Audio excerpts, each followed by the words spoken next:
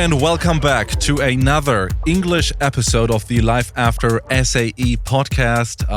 We're here together. Hi, Curdy. How are you doing today? Hi, Glen. I'm doing fine as usual. It's an English episode. We have a guest from overseas again, from Australia.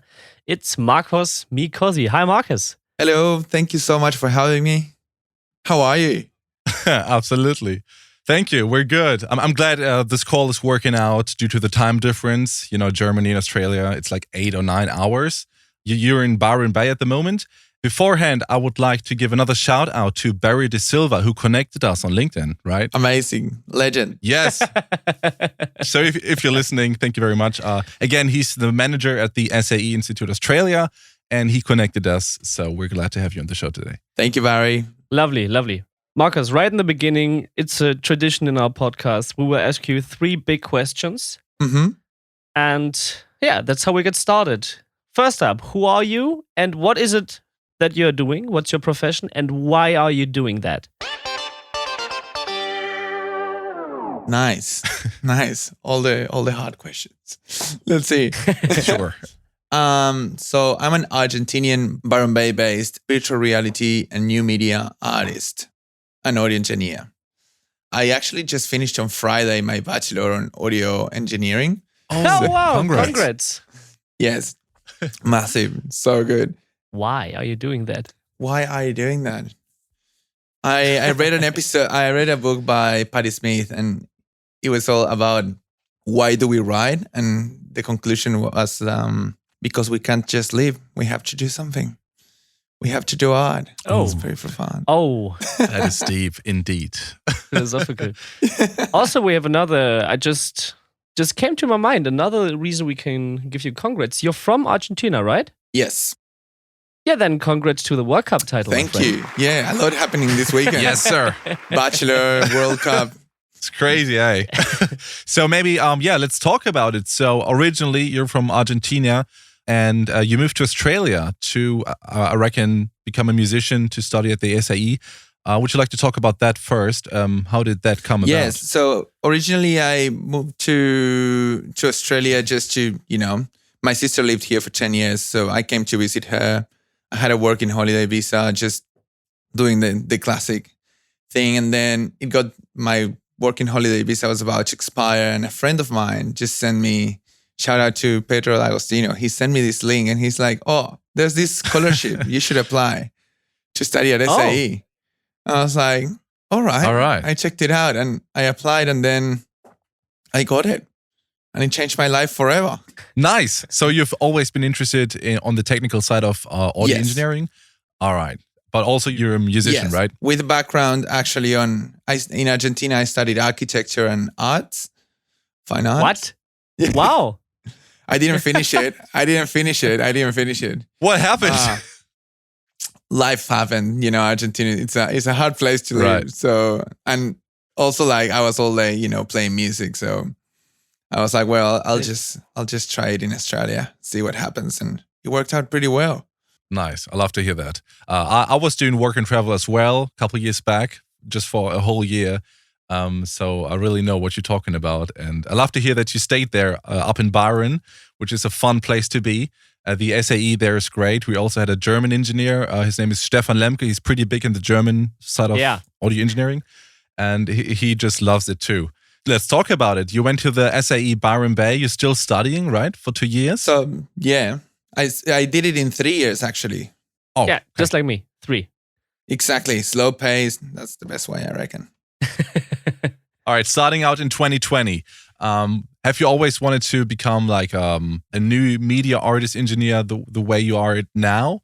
Or was there a different plan? No, there was a very different plan. I had a psych rock band back in Argentina, and we would record and produce our own albums. And we couldn't afford many synthesizers or anything, so we had to kind of come up with our own ways of creating weird sounds. So I was always interested in like experimental approaches to music and noise and stuff like that. The first record I did was the first album from my band In Corp Sanctis, and I remember they called me to record some synths, but I had no synth. So I just brought an old little Casio piano and put it through all the guitar pedals and the phaser and the delay. Sick, yeah. That's how we got the synth. Just messing around. Just messing around a lot. So when the opportunity came to study in Australia, I was like, oh, well, maybe now I can, know what I'm doing. Would be fun to know the fundamentals. But yeah, next minute, I also went on the experimental path with the final project.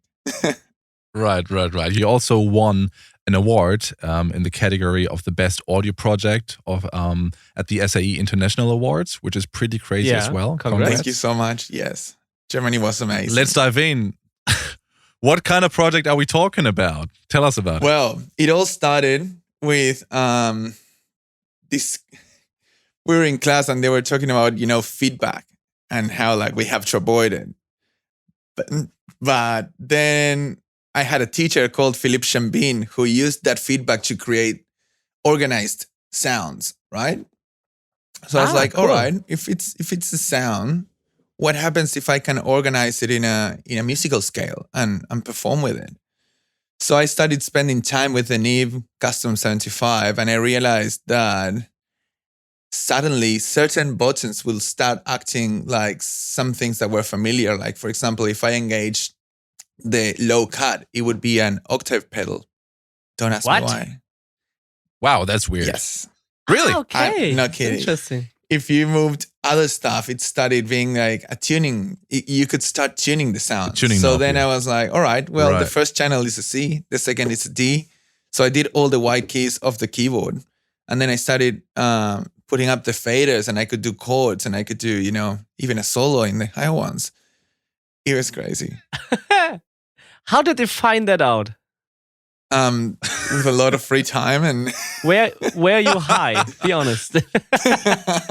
I mean, he's in Byron, all right.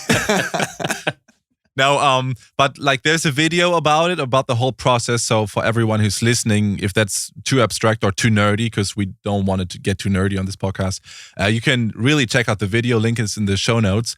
But I think you started with just playing like a sine wave tone. Yeah. Through the Neve console, right? So it's just like a sound. Yeah, but that sound was feedback. It wasn't generated by anything else. It was like the console doing it itself. Weird. And the console is not breaking by that. Let's hope not. Still working. Because I know it's like the engineer's nightmare to create feedback. Every SAE audio student learns you shall not create feedback whatsoever. You fucked around with it. Custom 57, they break a lot. I know it. We had one here too, and it was like constantly something was broken. Yes. But it's funny, they teach you that, but then they gave me an award. Yeah. Same with our podcast here. I don't know how we got it. Yeah, same thing. That is an amazing project. That is really, really impressive to come up with it. So you created a instrument through the Neve console. Yes. And you're playing those chords. And I know you labeled the console. Usually it's labeled like a kick, snare bottom, snare top, whatever. And you wrote down the actual notes or the keys already. Yes. Now you're able to play chord sequences. And what happens next? Well, so then I mixed this kind of analog technology with virtual reality.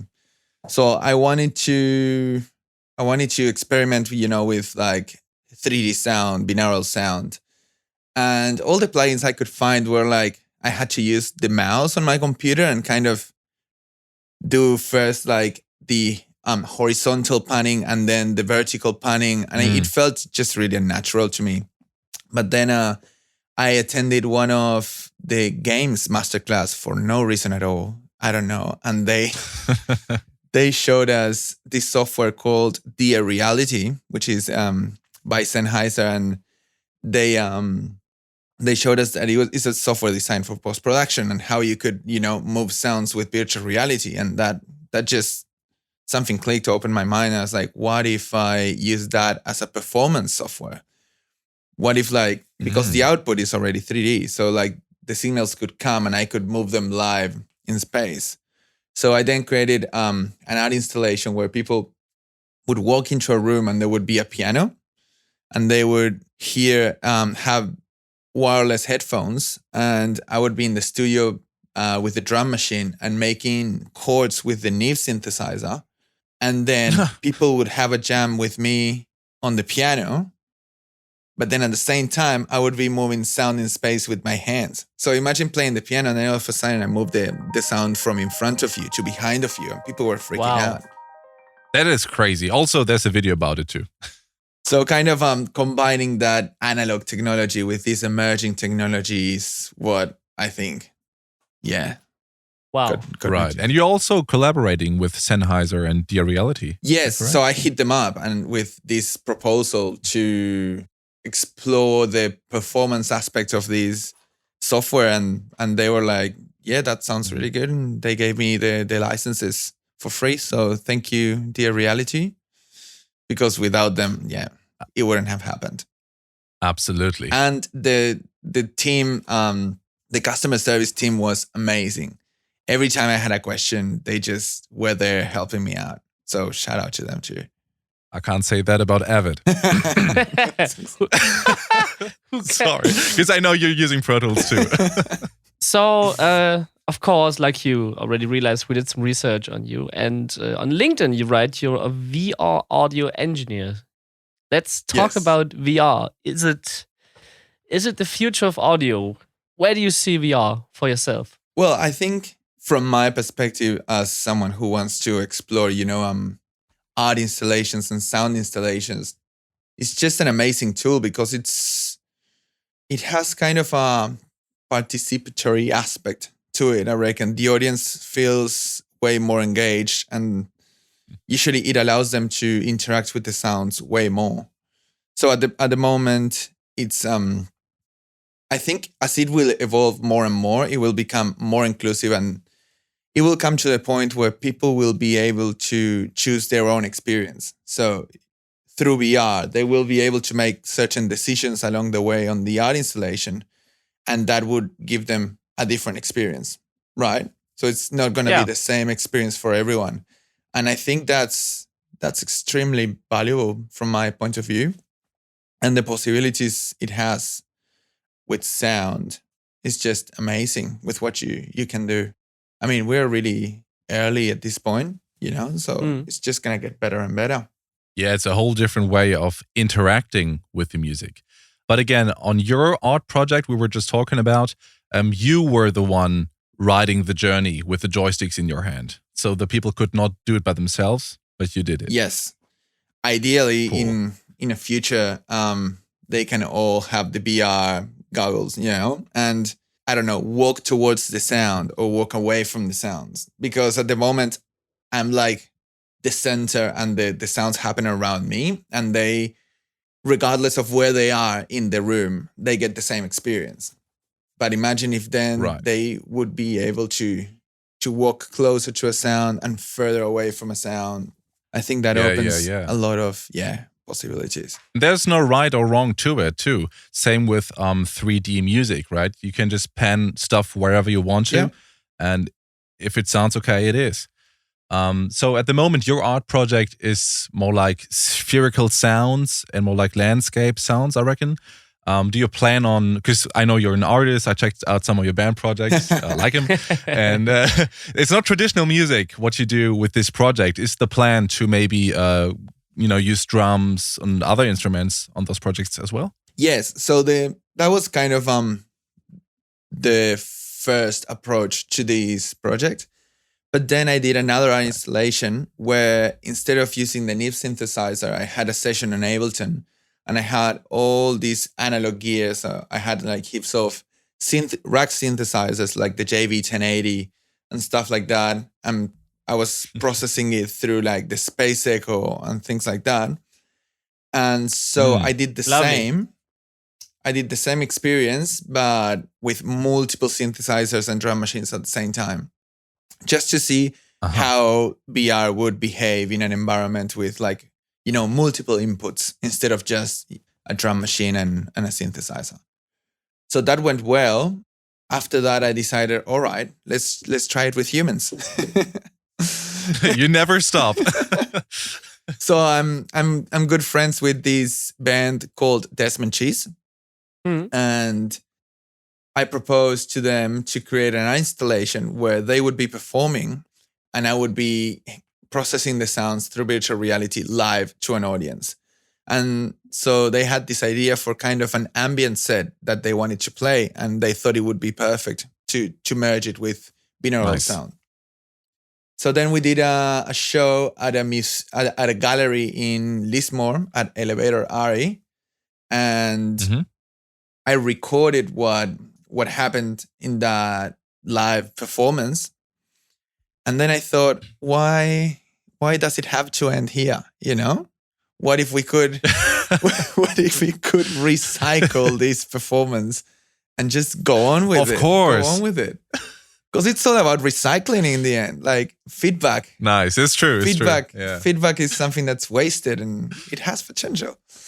I like the attitude. Okay. So what I did later is I realized that any human interaction with technology leaves a trace, and the trace is data. So then I realized I had all this information about the performance, like this spatial information, right? Like I could tell where the guitar was at a certain time in space. So then I used that to create sound sculptures like this one. Oh, nice. Wow. What is that? We're seeing it right now on the screen. So pretty much what I did is I used Blender to transform these sounds into sculptures. But then I 3D printed them, and now kind of, you can touch them. They're in our own reality, but they come from virtual reality. We should definitely hang out more in Byron. Yeah, definitely. Like for everyone, like, because it's a podcast, you can see it, but we just saw the sculpture actually 3D printed, and it looks pretty interesting. You should send us a photo and we put it on the Instagram too. Yes, we'll do that. All right. So like the greater goal of your project is to connect the people with the music and make it like a haptic experience? Yes, exactly. It's the idea. The main idea in this project is to kind of to propose something new, really. I mean, with emerging technologies, there's so much. What I like about it is that everything feels new again. It's really easy to create like a new experience, and everything is really exciting, you know? So that's the idea, to propose kind of this dialogue between virtual world and real world, and see how they can enrich each other. Because I think also there's a lot of effort being put into the virtual reality, into virtual worlds, right? But what if we draw from those worlds to enrich our world, our own reality? That's why I like printing these sculptures and bringing them back to our physical reality. Yeah. Kind of a critical question now, towards the end here. At the moment, you're like kind of bound to the big Neve console, to the big synthesizers. What happens in the near future when you may not always have a Neve at your hand, so to say? How do you want to continue those projects? Exactly. I have sampled the Neve, and I created like a virtual instrument. Of course. So then I have the Neve in my computer. Dude, all right. I'm just gonna travel around the world sampling machines. And the idea is to get to Abbey Road and sample the Abbey Road console. Yes. Imagine that. Dude, Curdy, we should have done that. Just sample the Neve and put it on your Mac Pro. That's crazy. We can't sample our Neve. It's always broken. But we could sample the SSL. Maybe that works. We have a small SSL in our SAE. Yeah. Did you find out, does that work with every console? I mean, yeah, you could do it with every console. I don't know if the low cut in the SSL will act as an octave pedal. Maybe it's a phaser. It's a phaser, a reverb. Yeah, maybe it's a reverb. Sure. Who knows? Some crazy stuff. Like, more feedback. Expect anything, you know? That's crazy. So it sounds like you're willing to continue those artsy projects. Is that correct? Yes. Amazing. No, the real idea is to create kind of a plugin from the Neve synthesizer, and allow those Gotcha. big consoles, which are like getting harder and harder to use by, people who are starting, and allow them to experience the console in a different way, from just a bedroom.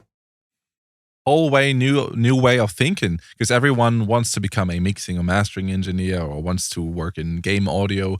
But like, you're creating your own new path at the moment. That's new media, because I've never heard about this before.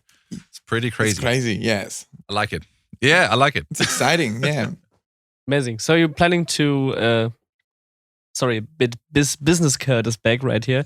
So are you planning to like found a company for that, or what's the plan in the future? I reckon, yes. Wow. And really, I don't know, like, I wonder if, what's the difference between the Neve and the SSL in the sound, in the feedback? How different is it, and how different will they end up sounding?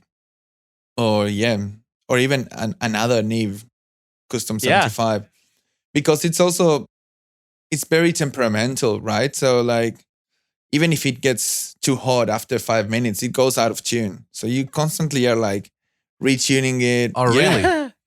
You're constantly tuning right. it, and like, you never get the same sound. So it's a fun experience. It's cool, and it must be a pain in the ass. 100%. Oh, wow. So, because everyone who's in audio usually plays an instrument as well. And I know when I create my own personal music, I'm always getting caught up between engineering and being creative at the same time. And your job is like merging both of those hats or jobs into one. How do you go about it, being creative and producing music at the same time? Oh, I have the same issues. It's just like, it's so hard. But I think like we have to be disciplined in a way and just put one hat at a time, and well, we say that we try to, but then you get inspired, and then you need to be an audio engineer, and it's always this game between the two. I think we just get better at it, but it's always hard. Absolutely. Do you have any ideas for new students who don't have any ideas for such projects yet? How do you get inspired? How do you get your ideas for such things? I think by showing up. That's the main thing. Just show up and be there. To be honest, I think it took me the first year. I was terrified by the Audient console, not even the Neve. I was looking at a console because I came from an Ableton background from my room. Yeah, me too. Like, the same, exactly. And I came to the point where I was like, am I ever going to learn this? So then I was like, I'm going to break it. I'm going to make it my own. That's how the feedback loop was first created. I still don't know how to use it. No, I'm joking. But yes, I think, I was terrified, but I still showed up, and, ideas came in their own weird way, but they came. And if you don't show up, I think that's the most important thing. Yeah, of course. You can it's complex. It is complex. It's why you have to study it to do it. But the reward is amazing. Yeah, absolutely. If anyone wants to know more about your project or even support it, because it sounds like you're about to found a company, where can people check you out? Because we definitely want to have you back on the show in a couple of years and talk about it, man. That would be amazing. So, what are the links? The best way would be on my website. That's where like the most you can find the most information about everything that I'm doing, which is marcosmicozzi.com. And then really Instagram is my main platform. So Marcos Micozzi on Instagram, you can find me there. And that's where I post like kind of behind the scenes snippets of the projects I'm working on. And if you're interested in like a deep detailed documentary about the projects, you can go to my website, or you can soon buy my book. Oh, you've wrote a book about the project. No way. Oh, wow. That's how you get a bachelor, guys. Amazing. When is it available? Nice. Well, this is the first draft, so I'm thinking like in a couple of months. I'll definitely send you guys the link for sure. Yes, and I'll send you a please. copy. We will share it with everybody. Amazing. Lovely. It was designed in collaboration with Lena Roth, which is a design student from SAE. Oh, this is actually really interesting. One of the main ideas for this final major project that I did for SAE, one of my goals was to create a project that included all disciplines taught at SAE. That's why, so it of course includes audio engineering and music production, but then I created a book which includes, I had to work on design with Lina Roth. And then by creating the sculptures in 3D, that was only possible through like conversations and working with the game students. And then I even created visual animations from these sculptures, which was kind of touching into animation. Nice. And you should make a video about it too. So the videographer people. Exactly. Yeah, you have to film it. Also film. In the end. That is insane. I like the way you think. Amazing. So it was a great experience. It's kind of like, finishing the Bachelor with the experience on every aspect, which is cool. Nice. All right. Every senses. Touches every senses. Exactly. Amazing. Marcos, thank you very much. That was so interesting, actually. And we didn't know, maybe I don't know if it's out there. We didn't know you wrote an actual book about it. That's so cool. Yes. Yes, I always wanted to write a book, and I was like, well, if I don't do it now, maybe I'll never do it. So now that I'm, touching on this weird topic, and everybody's asking so many questions, may as well just, put it all in a book and see what happens. Nice. Yeah. Good on you. Definitely. Thank you, guys. Thank you. All right. Dude, yeah, it was nice to have you on the show, Marcus.